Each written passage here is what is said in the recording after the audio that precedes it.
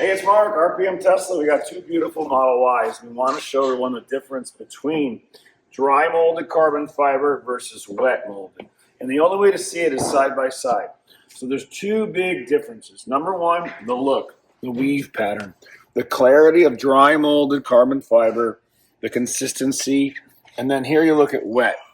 You can see all of the lines, the erratic floating of how it's produced in a wet mold, which means it's at room temperature in a fiberglass molding apparatus. Now this is dry molded, hot air vulcanized. This is beautiful. It always looks consistent. It looks perfect. The irregularities are minimalized compared to something like this, where you can see it at a high angle up here. This just looks like garbage compared to this. We'll just turn back and forth. So smooth, consistent lines, and this is wet molded. Now the other concern is the surface.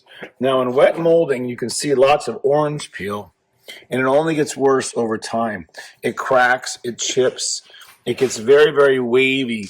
Again, this is what's known as orange peel, and it just doesn't have a good clear coat on it. It's just cheap Chinese stuff.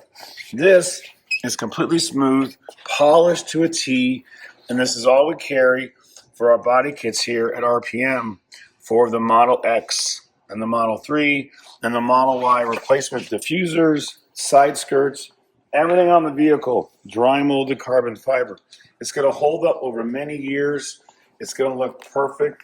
It's going to look crystal clear, and the pattern can't be beat. Protect your Tesla and take care of it with beautiful dry molded carbon fiber body kits, only found here at RPM.